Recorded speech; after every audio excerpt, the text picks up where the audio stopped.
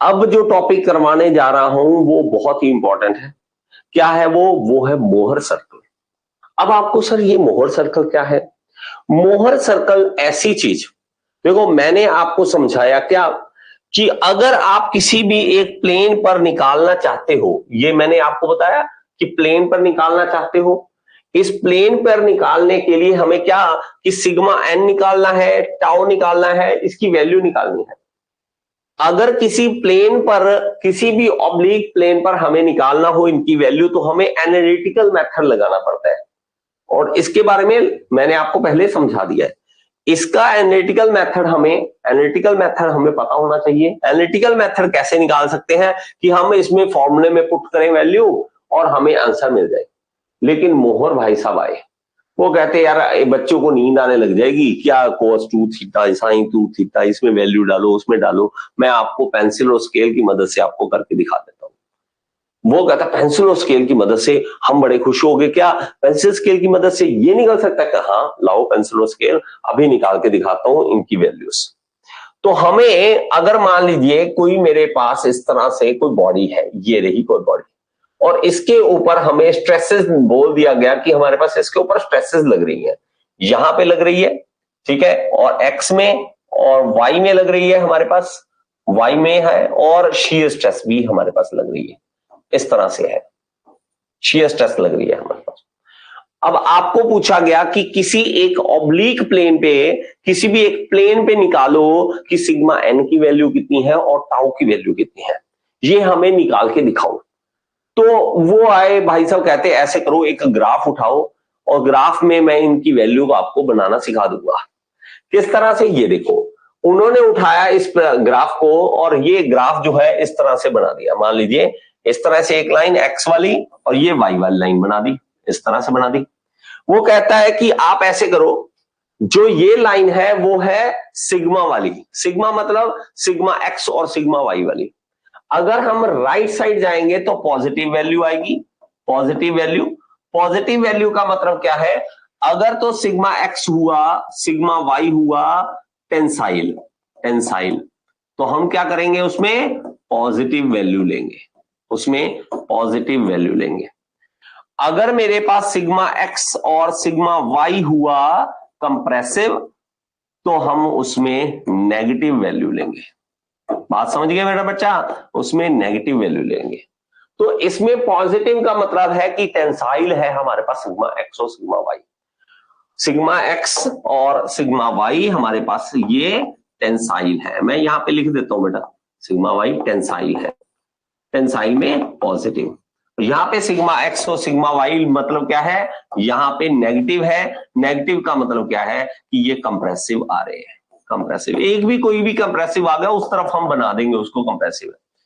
अब आगे बात टाउ की, कि टाउ अगर मान लीजिए ये घुमाएगा इसको, ये देखो ऐसे घुमा रहा है, ये टाउ जो है इस तरह से घुमा रहा है, तो अगर ये घुमा रहा है और ये क्लॉकवाइज घुमा रहा है, तो क्लॉकवाइज टाउ के लिए अगर शीयर स्ट्रेस क्लॉकवाइज होगी तो हम उसको शो करेंगे पॉजिटिव में, क्लॉकवाइज होगी तो वाई ऊपर में पॉजिटिव में शो करेंगे, और अगर वो हुआ एंटी क्लॉकवाइज तो उसको हम नेगेटिव दिखाएंगे, क्लॉक वाइज तो हम उसको नेगेटिव में दिखाएंगे।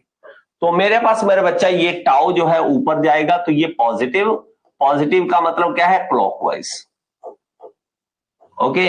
और नेगेटिव का मतलब क्या है हमारे पास, ये शीयर स्ट्रेस नेगेटिव का मतलब क्या है, ये एंटी क्लॉकवाइज है। समझ आ गई बच्ची? ये एंटी क्लॉकवाइज है। तो दो तरह से हम इन चीज को समझ सकते हैं, कैसे कि स्ट्रेस कैसी लग रही है और ये वाली सिग्मा एक्स और सिग्मा वाई क्या है और शीयर स्ट्रेस क्या है। अगर इतनी सी बात समझ आ गई तो हम आगे बढ़ सकते हैं, नहीं तो हम आगे नहीं बढ़ सकते। इतनी सी बात समझ आ गई। अब हम कुछ वैल्यू लेके देखते हैं, कुछ चीजें समझेंगे और वो बहुत ही ज्यादा इंपॉर्टेंट है, और उसके हेल्प से हम क्या करेंगे, सिग्मा एक्स और सिग्मा वाई की वैल्यू निकाल के दिखा देंगे आपको। आपको सिग्मा एक्स और सिग्मा वाई की वैल्यू कैसे, ये देखिए। हमारे पास मान लीजिए कि ये हमारे पास कोई एक बॉडी है और इसके ऊपर सिर्फ हमारे पास एक ही स्ट्रेस लग रही है और वो लग रही है इस तरह से सिग्मा एक्स। मान लेते हैं कोई वैल्यू माननी है हमें, तो कोई भी वैल्यू, क्योंकि हमें आपको करके दिखाना है कुछ, तो वो इसके लिए इजी रहेगा। सिग्मा एक्स हमारे पास था और सिग्मा एक्स मान लीजिए कि 200 मेगा पास्कल है। मैं इस तरह से कोई जानबूझकर वैल्यू ले रहा हूं और आप हमें कहते हो कि हमें किसी प्लेन पे निकाल के दिखाओ कि इसका इस किसी एक प्लेन पे, मैं प्लेन कौन सा लेता हूं, ये मान लीजिए कि इस प्लेन पे आप निकाल के दिखाओ, ये देखो ये रहा प्लेन, और इस प्लेन पे हमें निकाल के दिखाओ कि सिग्मा एन कितना है और टाउ कितना है, और मोहर सर्कल की हेल्प से निकाल के दिखाओ सिग्मा एन। हमारे पास तो इजी था एनालिटिकल मेथड में, सिग्मा एन में डालो सिग्मा एक्स और सिग्मा वाई की वैल्यू, सिग्मा वाई नहीं है वो 0 हो जाएगा, टाउ नहीं है वो 0 हो जाएगा, सिर्फ सिग्मा एक्स की वैल्यू आ जाएगी।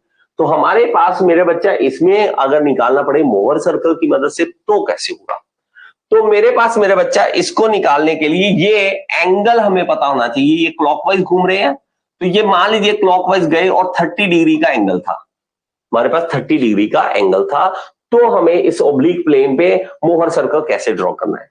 अब मैं देखता हूं कि हमारे पास 200 मेगापास्कल, तो मैं कुछ एक वैल्यू क्योंकि जब भी ड्रॉ करना होता है हम न्यूटन, और इसमें तो नहीं ड्रॉ कर सकते ना, न्यूटन पर एम स्क्वायर या पास्कल मेगापास्कल में ड्रॉ नहीं कर सकते।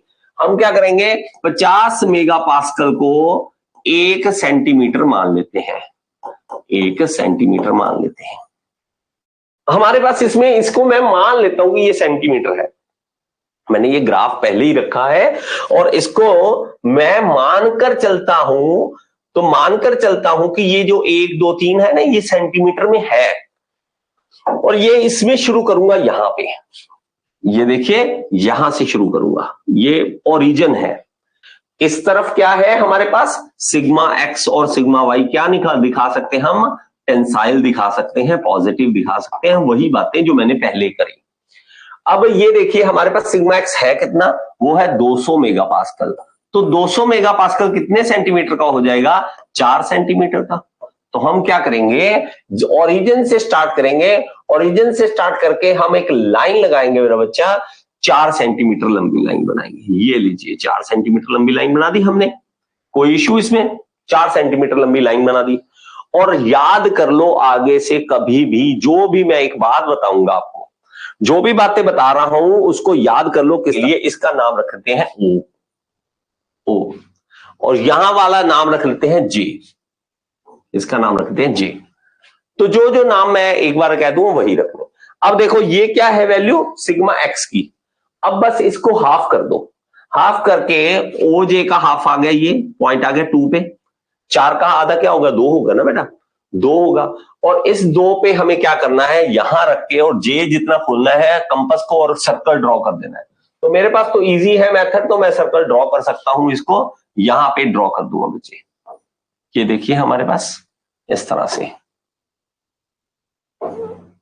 यहां पे बच्चा ये आ गया, और इसको हम कलर ये शो कर लेते हैं, ये देखिए।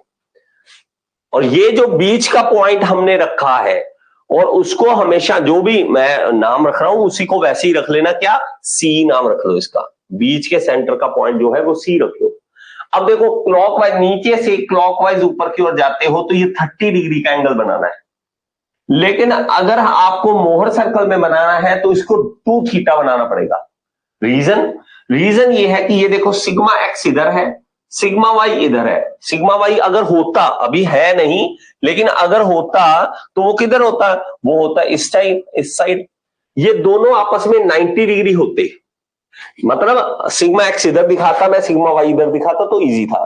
लेकिन मैंने क्या किया है, सिग्मा एक्स इधर, सिग्मा वाई को भी इसके साथ ही दिखा दिया, मतलब आपस में 180 डिग्री का एंगल बना दिया। लेकिन होना कितना था, 90 का, मतलब डबल लिया है। तो इसलिए ये जो एंगल आएगा उसका डबल यहां पे बनाना है, बस 2 थीटा हमें बनाना है। 2 थीटा बनाना है तो उसके लिए क्या करेंगे मेरे बच्चा, यहां से सेंटर पॉइंट पे यहां पे एक डी रखेंगे और डी से 60 डिग्री का एंगल बना देंगे। 60 डिग्री का एंगल जहां जाके टच करेगा वहां रोक देंगे, सर्कल के साथ जहां टच करेगा, और उसका नाम रख देंगे पी। तो याद रखें हमेशा के लिए कि ये जो एंगल आएगा यहां से हम क्लॉकवाइज जाएंगे, ये 2 थीटा हमारे पास ये बनेगा 2 थीटा। अब हमारा क्वेश्चन हो गया बेटा खत्म। आप कहोगे सर खत्म कैसे हो गया? ये देखो, मैं इसको थोड़ा सा बड़ा करके दिखाता हूं चीज को, और इसमें इस चीज को, क्योंकि सर्कल है ना बेटा बच्चा, तो सर्कल ही हम देख लेते हैं, बाकी कुछ नहीं देखेंगे। ओके, तो हम सिर्फ सर्कल की बात कर लेते हैं। ये रहा सर्कल है। इस सर्कल में क्या करो अब एक छोटी सी बात करनी है कि O और P को मिला दो, ये मिला दो, और P से एक परपेंडिकुलर खींच दो नीचे की ओर, बस। और ये जो P से नीचे परपेंडिकुलर खींचा है, P से नीचे खींचा, उसको नाम दो Q, उसको नाम यहां दे दो Q। अब आपको ये नाम याद होंगे कि ये नाम क्या है। अब सिंपल सा खत्म होने वाला काम, क्या खत्म होना है अब सिर्फ लेंथ मापनी है। कौन कौन सी? आप स्केल उठाओ, ओपी की लेंथ निकालो। मान लीजिए कि ओपी की लेंथ जो आ गई वो आ गई 3 सेंटीमीटर मान लीजिए, तो 3 सेंटीमीटर का मतलब मेगा पास्कल कितना हो जाएगा? 150, 150। तो मेरे पास ये सब कुछ शो क्या करेगा? तो ये सब कुछ ओ क्यू जो है लेंथ, ओ क्यू जो लेंथ है वो सिग्मा एन शो करेगा। कितना इजी कर दिया बेटा हमारे लिए। सिर्फ ओ क्यू जो है उसकी लेंथ ही पता करनी है। तो लेंथ हमारे पास मान लो कि 2 सेंटीमीटर आई, तो 2 सेंटीमीटर का मतलब 100 मेगा पास्कल आ गई। मान लो कि 2 सेंटीमीटर आई, तो 2 सेंटीमीटर जो होगा वो होगा 100 मेगा पास्कल। ये क्या है? O Q. इसी तरह पी क्यू, पी और क्यू की लेंथ हमेशा हमें टाउ की वैल्यू दे देगी। पी और क्यू की वैल्यू ये रही, ये वाले, ये पी और क्यू की वैल्यू है, ये हमें टाउ दे देगी शियर स्ट्रेस कितना है। जैसे हमने एनालिटिकल मेथड में सिग्मा एन था, सिग्मा हमारे पास टाउ था, हमारे पास सिग्मा एन था, टाउ था, हमने एनालिटिकल मेथड में डाला था उनकी वैल्यू को और ये निकाला था। तो अब हमें टेंशन नहीं, हमें तो सिर्फ लेंथ पता करनी है। ऐसे स्केल रखो, ठीक है, पी क्यू की लेंथ और हमारे पास ओ क्यू की लेंथ, और लास्ट रह गया एक ओपी की लेंथ। ओपी की लेंथ जो हमारे पास होगी, ओ और पी के बीच की लेंथ जो होगी वो हमें क्या देगी? Sigma R. बस मेरा बच्चा, इस हिसाब से आप क्या निकाल सकते हो कि सिग्मा एन कितना है, टाउ कितना है और सिग्मा आर कितना है, सिर्फ इसको देखकर। आपको पूछा जा सकता है कि आप मैक्सिमम शियर स्ट्रेस कैसे निकाल सकते हो इसमें। तो मैक्सिमम शियर स्ट्रेस सिंपल सा याद रखो बेटा, जो इसका रेडियस होगा, इस सर्कल का रेडियस होगा, वही उसका मैक्सिमम शियर स्ट्रेस होगा। तो मैक्सिमम शियर स्ट्रेस अगर निकालना चाहते हो, मैक्सिमम शियर स्ट्रेस वो क्या होगा? Radius of the circle, radius of circle, circle का रेडियस। अब सर्कल का रेडियस मतलब आप कोई भी लो मेरा बच्चा, इससे यहां से यहां तक की लेंथ मापो, ठीक है, इसकी आप मापोगे कितना है, वो ये जो सीजे है या ये है एक ही जैसा निकलेगा, वो जितना निकलेगा वो हम कह देंगे कि मैक्सिमम शियर स्ट्रेस इतनी पड़ेगी इसके अंदर। तो ये हमारे पास कुछ तरीके थे, इससे हम निकाल सकते हैं कि मोहर सर्कल को बड़े आसानी से समझ सकते हैं। इसमें बहुत सारे एमसीक्यू बन सकते हैं, वो धीरे धीरे हम डिस्कस करेंगे।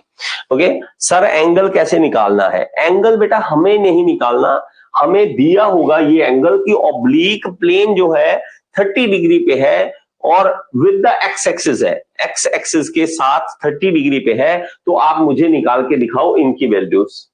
अगर वो क्या कहेगा, सिर्फ ये और ये वैल्यू दे दे, हम निकाल के दे देंगे कि इस प्लेन पे, इस प्लेन पर हमारे पास इस तरह से ये कितना होगा सिग्मा एन, और इसी प्लेन पे टाउ कितना होगा, और ये अपना जो रिजल्टेंट है वो कितना होगा, रिजल्टेंट कितना होगा। तो सिग्मा एन कितना होगा, टाउ कितना होगा, रिजल्टेंट कितना होगा, ये सब कुछ देखो इस ग्राफ की मदद से आप निकाल के बता सकते हो।